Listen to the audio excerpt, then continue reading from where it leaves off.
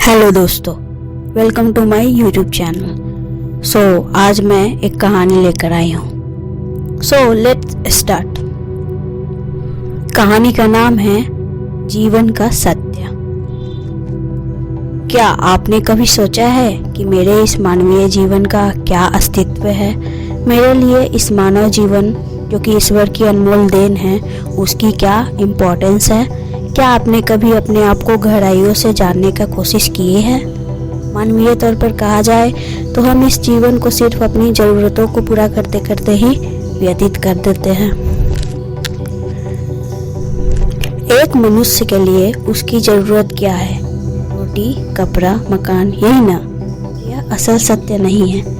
हर मनुष्य का जन्म इस धरती पर एक विशेष कारण से होता है, जिसे हम धीरे धीरे समय के साथ समझते चले जाते हैं। कई लोग अपने इस मानवीय जीवन के सत्य को समझ ही नहीं पाते, क्योंकि वे हमेशा नकारात्मक सोच ही रखते।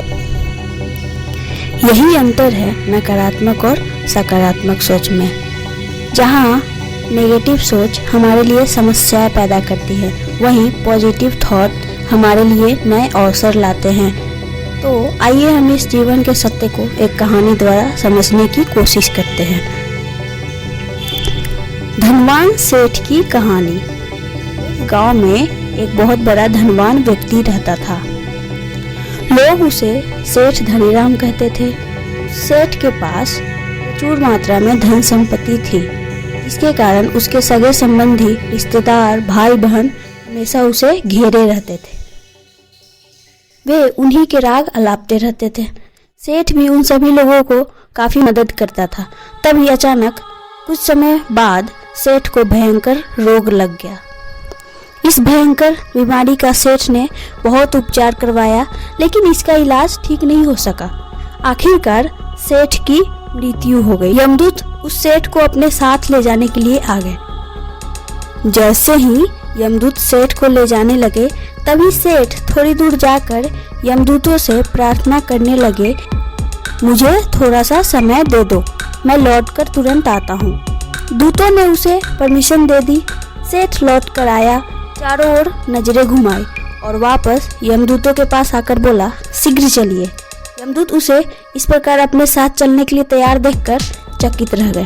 सेठ से इसका कारण पूछा। सेठ ने निराशा भरे स्वरों में कहा, मैंने हेरा फेरी करके अपार धन एकत्रित किया था, लोगों को खूब खिलाया पिलाया और उनकी बहुत मदद भी की। सोचा था कि वो मेरा साथ कभी नहीं छोड़ेंगे। अब जब मैं इस दुनिया को सदा के लिए छोड़कर जा रहा हूँ, तो वे सब बदल गए हैं। मेरे लिए दुखी होने के बजाय ये अभी से मेरी संपत्ति को बांटने की योजना बनाने लगे हैं।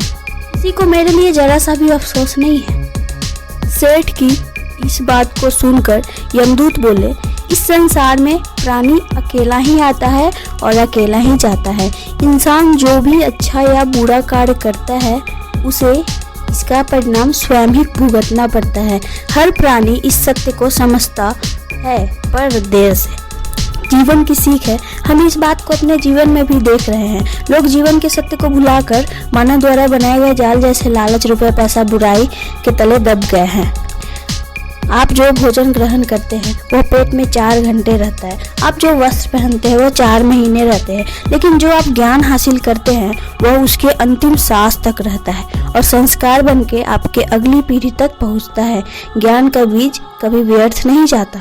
जो है जितना है सफल करते चलो, सफल करने से ही सफलता मिलती है। So think positive and do positive and listening positive also. Thank you so much.